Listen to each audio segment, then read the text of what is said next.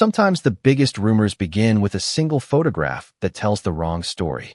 By the time I reached the entrance of Hawthorne Hall, it felt as though every pair of eyes on campus had already seen mine. I tightened my grip on the strap of my backpack and tried to ignore the strange silence waiting just inside the dormitory doors.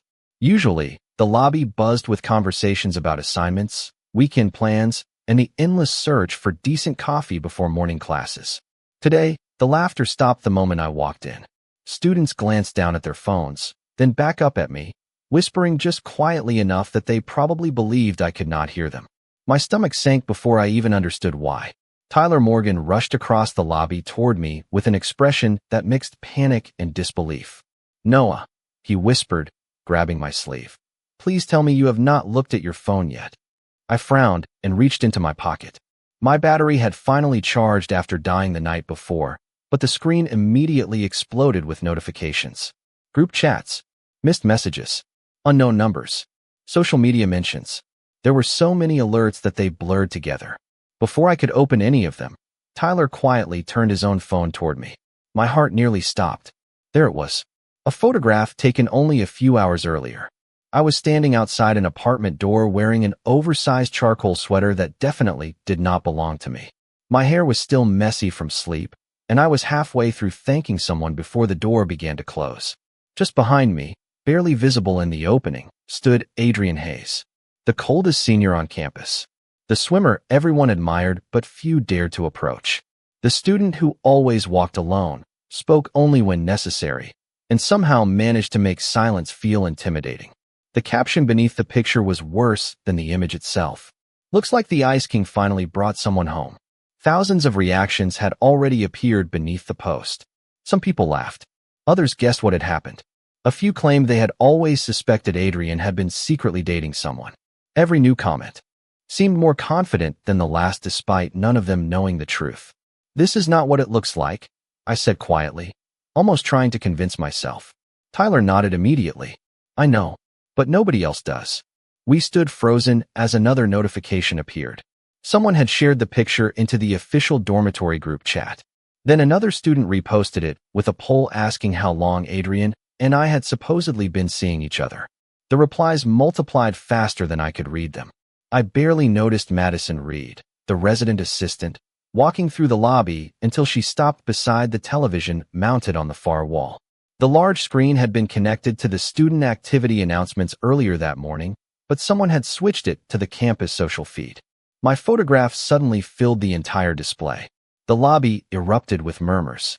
Heat rushed into my face as I stared at the enormous image. I wanted to disappear. I wanted to explain that none of the stories being invented had happened. I wanted everyone to understand that I had only stayed at Adrian's apartment because the last shuttle had been canceled. The rain had flooded half the streets around campus, and my phone had completely died. But the louder the rumors became, the smaller my voice felt. Tyler gently placed a hand on my shoulder. "Come upstairs," he said. "It will calm down." Before I could answer, movement outside the glass entrance caught my attention.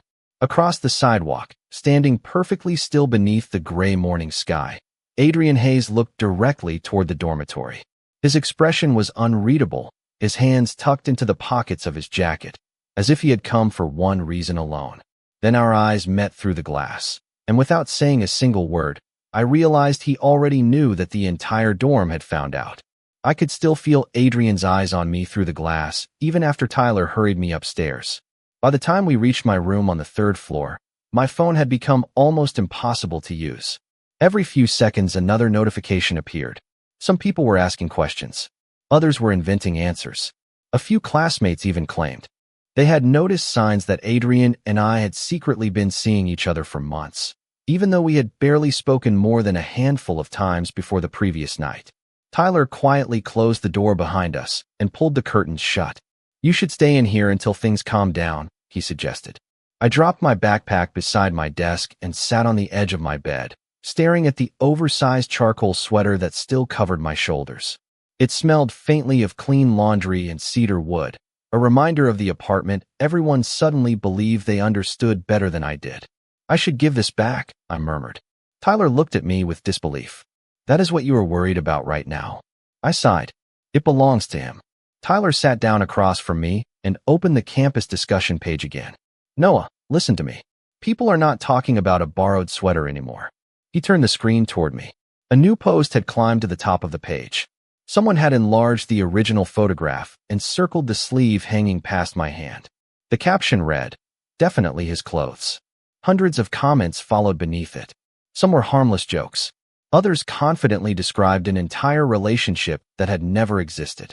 I rubbed my forehead, wishing I could erase every photograph, every message, and every rumor with a single touch. Why do people care so much? I asked quietly. Tyler gave a tired smile. Because Adrian Hayes never gives anyone something to talk about. The quietest person on campus suddenly becomes the center of a mystery, and everyone wants to solve it. Before I could answer, another message arrived. This one came from a classmate in my biology lecture. Are you really dating Adrian? Then another. How long has this been happening? Then another. Can you introduce me to him? I placed my phone face down on the bed. The questions felt endless, but none of them asked what had actually happened. Nobody wanted the truth. They only wanted a better story. Around noon, Tyler convinced me that hiding in my room would only make people more suspicious.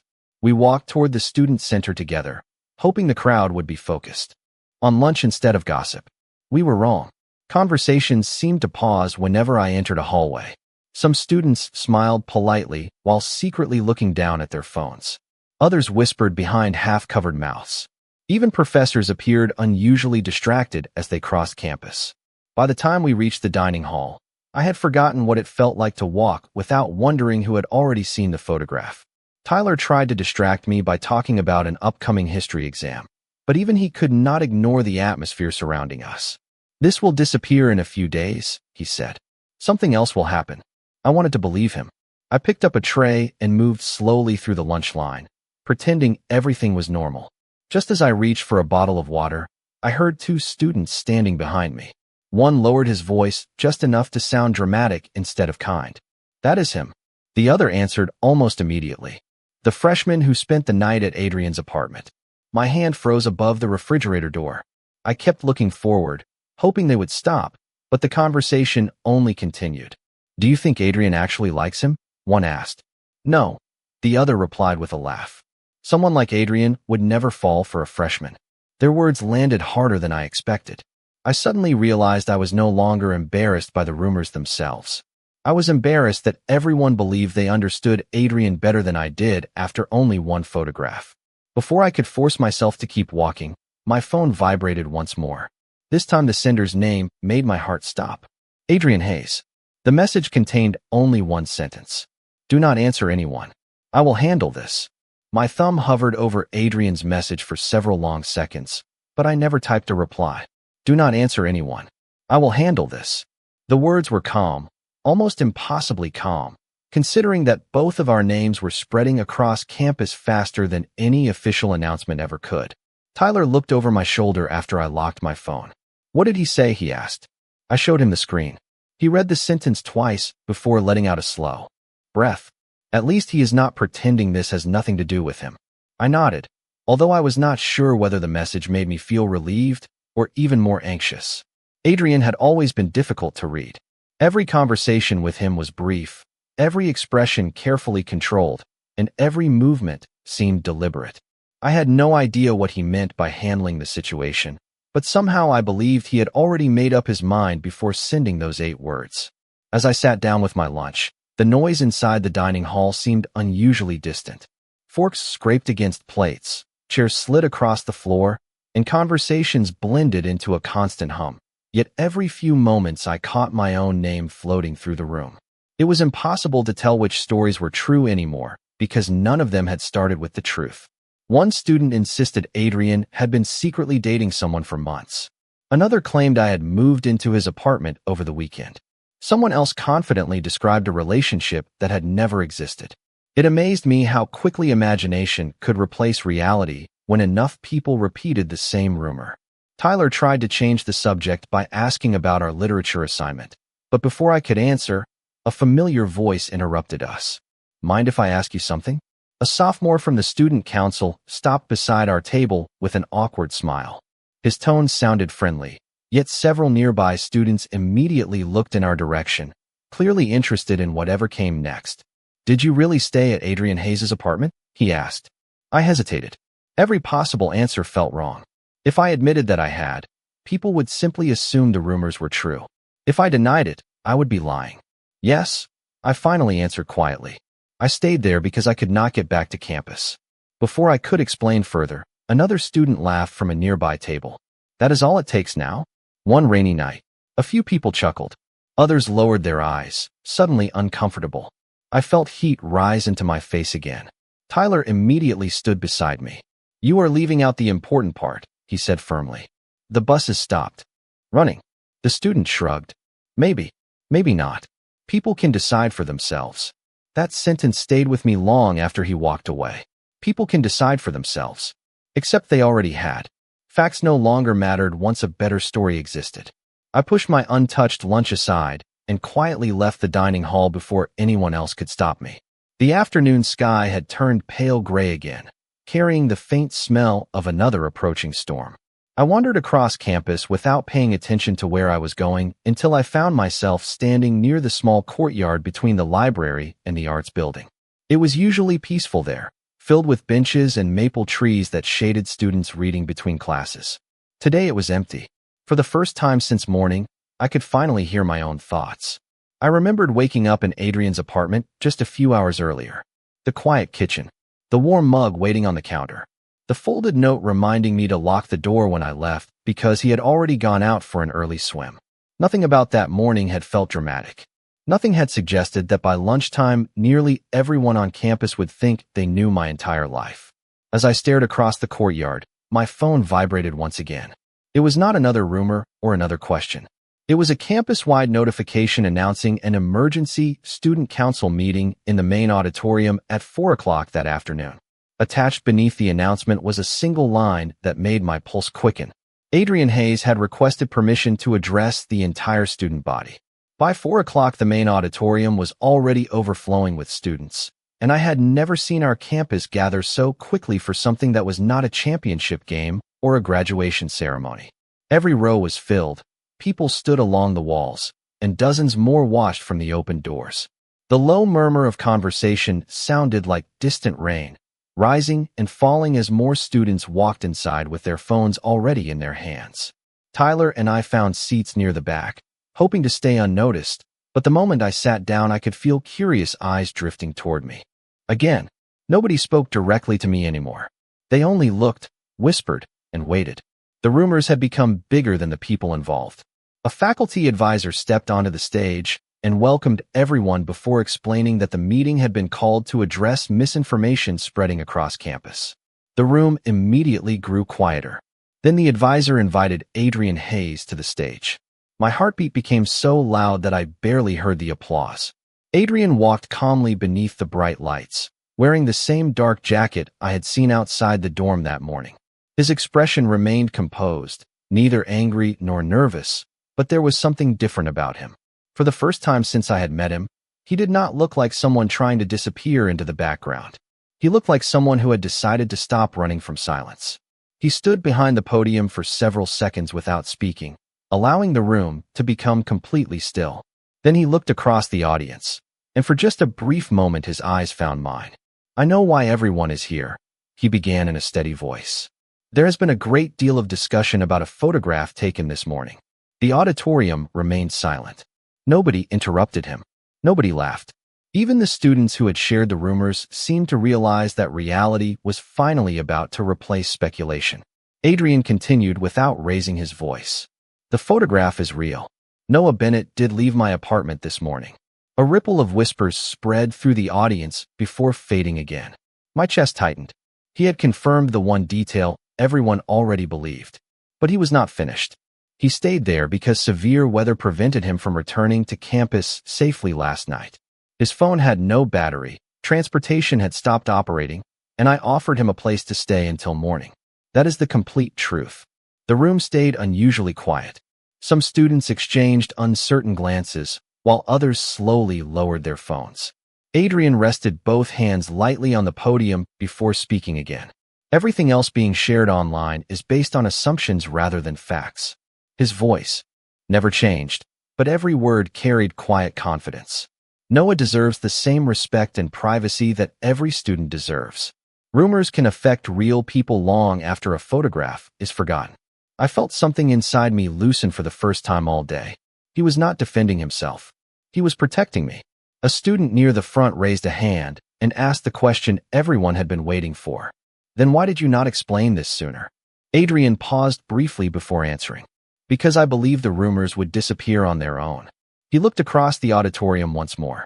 I was wrong. There was no attempt to excuse himself, no dramatic speech, only simple honesty. Somehow that made every sentence feel even more sincere. The faculty advisor thanked Adrian for speaking and reminded everyone about the university's expectations regarding respectful conduct online. Students slowly began standing, conversations returning in cautious voices instead of excited whispers. Tyler smiled quietly beside me. That should settle it, he whispered. I wanted to believe him. Yet as the crowd started moving toward the exits, I noticed Adrian step away from the stage instead of leaving through the side hallway reserved for speakers. He was walking directly toward the audience, and before I could even stand, I realized he was coming straight toward me.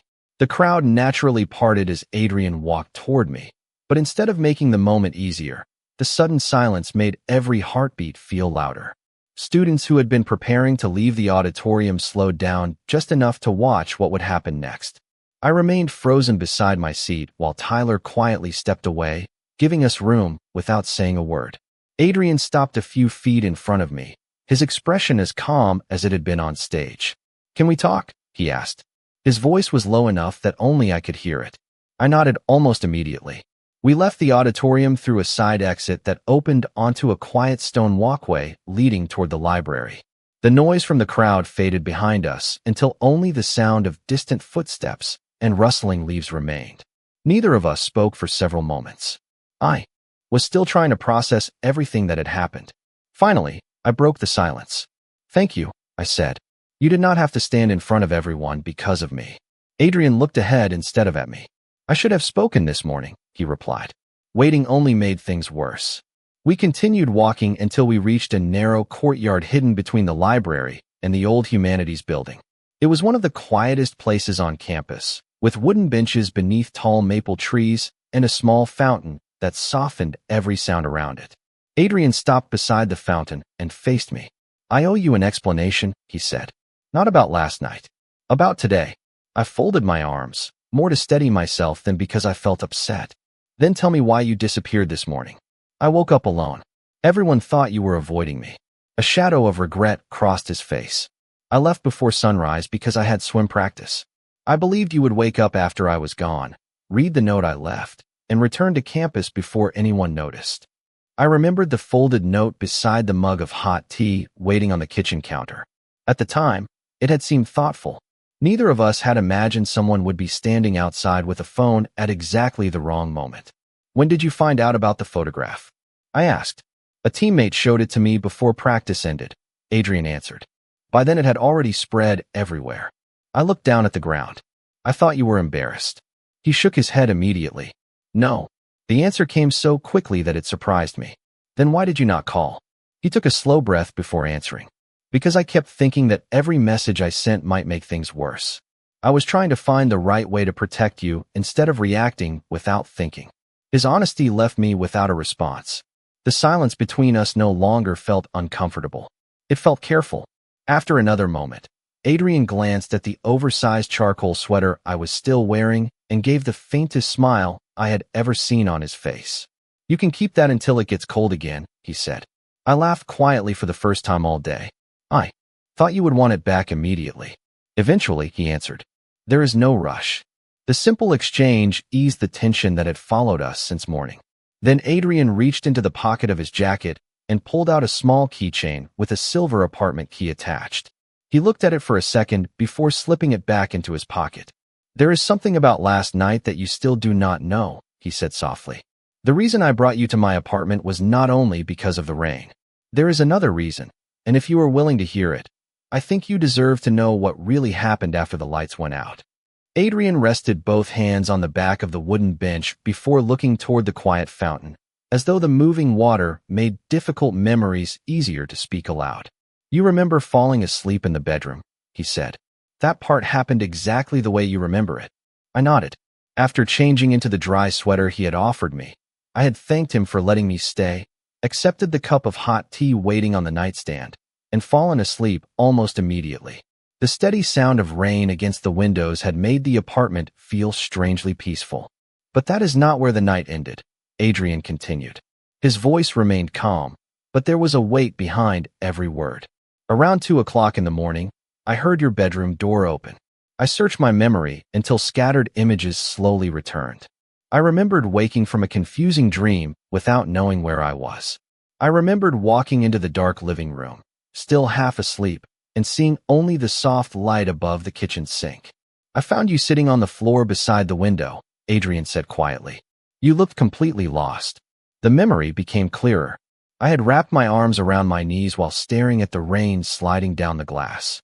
I thought I had missed the last bus. I admitted with an embarrassed smile. You did, Adrian replied, and for a brief moment the corner of his mouth lifted. But that was not what worried you. I looked at him with confusion. Adrian continued before I could ask another question. You apologized to me. I blinked. For what? For becoming a burden. His answer landed softly, yet it echoed inside me. You kept saying that you hated causing trouble for other people. My chest tightened. I barely remembered saying those words, but hearing them repeated made me realize how exhausted I had been after the long night. Adrian slowly sat down on the bench and folded his hands together. I told you that you were not a burden. I told you that anyone would have done the same thing. He paused for a second before giving a small shake of his head. That was not entirely true. I remained silent, waiting for him to continue. Not everyone would have noticed you standing alone in the rain, he said. Most people were running to stay dry. I saw you because I was already looking for you. My heart skipped a beat. Looking for me? Adrian finally met my eyes. Earlier that evening I saw you leave the student activities building after the club meeting. I knew the weather forecast was getting worse, and I realized you usually took the last campus shuttle. When I learned it had been canceled, I drove back to see whether anyone had been left behind. I could hardly believe what I was hearing. You came back because you thought I might still be there? He gave a quiet nod. I did not know if you were. I only knew that if you were waiting alone, I did not want you to stay there. The courtyard seemed even quieter than before. The fountain continued flowing while a gentle breeze stirred the maple leaves above us. Everything around us felt ordinary, yet the conversation was changing everything I thought I understood about the previous night. After we talked by the window, Adrian continued. You finally fell asleep again on the sofa instead of going back to the bedroom. I stayed in the chair nearby because I wanted to make sure you were comfortable. I stared at him in complete silence. The photograph that had spread across campus had captured only a single second the following morning. It had never shown the hours of quiet kindness that came before it. Adrian lowered his eyes briefly before speaking one final sentence. The truth is, Noah, bringing you to my apartment was never an accident. Finding you in the rain was a choice I made long before anyone else started telling their own version of our story. For several seconds, I could not find a single word to answer him. The courtyard remained peaceful, but everything inside me felt completely different. I had spent the entire day believing that I had simply been lucky enough to run into Adrian during a storm. Now I understood that he had chosen to come back for me before either of us had any idea how that decision would change our lives. Why? I finally asked. Why would you come looking for me? Adrian looked toward the fountain again before answering, as if searching for the simplest way to explain something he had kept hidden for a very long time. Because I noticed you months ago, he said quietly, long before we ever spoke. I frowned in surprise. That does not make any sense. A faint smile appeared on his face. It probably does not from your point of view. He took a slow breath before continuing. Last semester, there was a freshman who got lost trying to find the science building during orientation week. Almost everyone walked past because they were in a hurry to get to class. You stopped, walked nearly 10 minutes out of your own way, and made sure he reached the right building before leaving. I stared at him in disbelief. I barely remembered the moment. It had seemed so ordinary that I had forgotten about it completely. You saw that? I asked. Adrian nodded. I was sitting outside the student center after swim practice. You never realized I was there. He folded his hands together, speaking with the same calm honesty that had carried him through the auditorium earlier that afternoon. After that, I kept noticing small things. You stayed behind after club meetings to stack chairs without anyone asking. You carried extra notebooks because someone always forgot theirs. You always thanked the cafeteria staff before leaving, even when nobody else did. I laughed softly, embarrassed that he remembered details I had never considered important. Those are just normal things, I said. Adrian slowly shook his head. Not everyone treats ordinary kindness as something worth protecting. His words settled over us like the gentle breeze moving through the maple trees. For the first time, I realized that the distance everyone associated with Adrian had never come from arrogance. It came from careful observation. He noticed everything but rarely allowed anyone to notice him. If you knew all of that, I asked carefully, then why did you always seem so distant whenever we crossed paths? His expression grew thoughtful. Because I am graduating in a few months. I remained silent while he continued. I told myself there was no reason to become close to someone when my life was about to change. I thought keeping my distance would make everything easier. He let out a quiet breath that almost sounded like a laugh. Instead, I spent months pretending not to notice the person I was already paying the most attention to. My heart felt unexpectedly light, yet another question remained. Then this morning, when everyone started talking, Adrian nodded before I could finish. I realized I was about to lose the chance to tell you the truth because I had waited too long. Before either of us could say another word, hurried footsteps echoed across the stone walkway. We both turned to see Caleb Foster jogging toward us with an expression that was far more serious than usual. He slowed to a stop, catching his breath before looking directly at Adrian. I have been trying to find you everywhere, he said. The rumors are not spreading on their own anymore. Adrian's face immediately became focused again. What happened? Caleb reached into his pocket, unlocked his phone, and held the screen toward both of us. Someone admitted they took the picture on purpose, he said quietly. And they are claiming they did it because they wanted you removed from your position as senior student mentor before graduation. Caleb held the phone between us while the afternoon breeze carried fallen maple leaves across the stone walkway. A new post had appeared only minutes earlier from an anonymous campus account. The person behind it admitted taking the photograph outside Adrian's apartment, but claimed the picture had never been about me. According to the post, the goal had been to create enough controversy to damage Adrian's reputation before the university selected next year's graduate fellowship and finalized student mentor recommendations. The writer expected people to question Adrian's judgment, but instead the rumor had grown far beyond anything they anticipated. I looked from the phone to Adrian. So none of this actually started because of me. Adrian shook his head. You were caught in the middle. Caleb sighed. The account has already been reported, but screenshots are everywhere now. Even if the original post disappears, people will keep sharing it. I stared at the screen for another moment before handing the phone back. Something inside me changed. All day I had hidden behind explanations, hoping someone else would correct the story. Adrian had stood in front of the entire student body to protect me. Now I realized I could not keep waiting for other people to decide what happened next. Where is the housing office? I asked. Adrian looked surprised. Why? Because I want to tell them exactly what happened before another version of the story reaches them first. Caleb nodded immediately. That is probably the smartest thing anyone has suggested today. The three of us walked across campus together as the late afternoon sun broke through the clouds for the first time since the storm. Students still glanced in our direction, but the expressions had begun to change. Curiosity was slowly replacing certainty.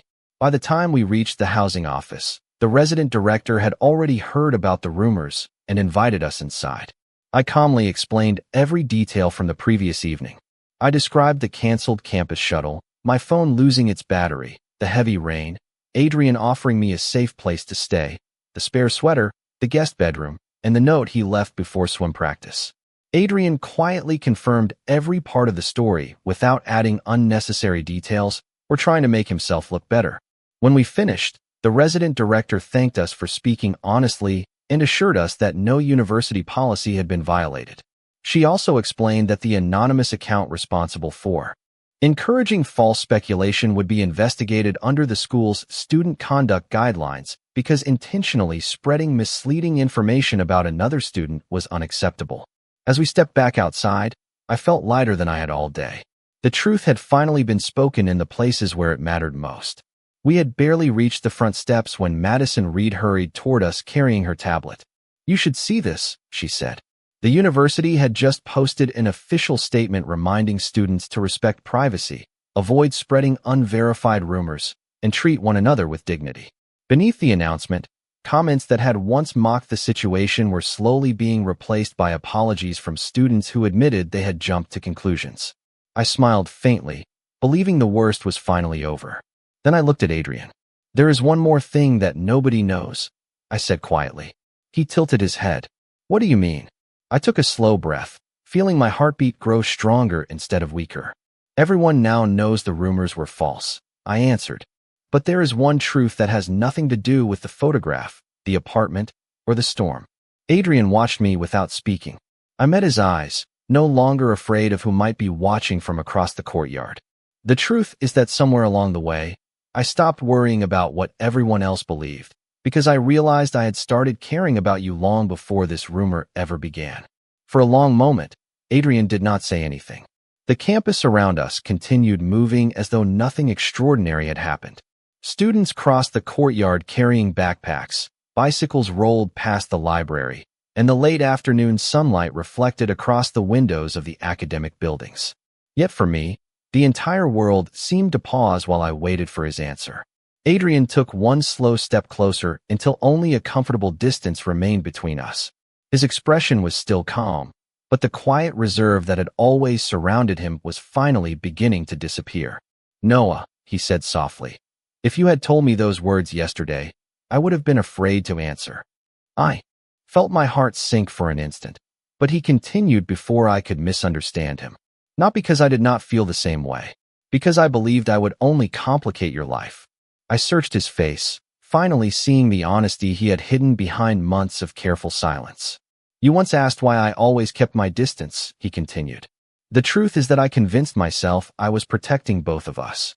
Graduation is only a few months away. I thought leaving without becoming attached would be easier than risking something I might have to leave behind." I smiled gently. "After everything that happened today, do you still believe walking away would be easier?" Adrian looked toward the quiet fountain, then back at me. For the first time since I had known him, he laughed softly. It was not loud or dramatic. It was simply real. "No," he admitted. "I do not believe that anymore." The weight that had followed us since the photograph was taken seemed to disappear with those words. He reached into the pocket of his jacket and pulled out the folded apartment keychain once again. Instead of putting it away this time, he held it between us with a shy smile. "When I said you could keep the sweater until it gets cold again, I was only saying half of what I wanted to say." I looked at him curiously. "What was the other half?" "The next time you come over," he answered. "I would rather invite you than have another rainstorm make the decision for us." I laughed, feeling every bit of tension finally leave my shoulders. "That sounds like a much better plan." He nodded. "I can cook dinner this time. I promise it will be better than instant noodles." "That is a very confident promise," I replied. "I have heard you only know 3 recipes." Adrian raised an eyebrow with playful surprise. "Who told you that?" "Campus rumors," I answered with a grin. He shook his head, smiling in a way I had never imagined the coldest senior on campus could smile. At that moment, Tyler waved to us from across the courtyard, and Caleb followed a few steps behind.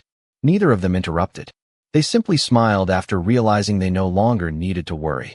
The rumors that had once spread so quickly across campus had already begun fading beneath the truth. A few students still glanced our way, but now their expressions held curiosity instead of judgment. I realized something important then. The photograph that had started all of this had captured only a single second, but it had completely missed the story that mattered.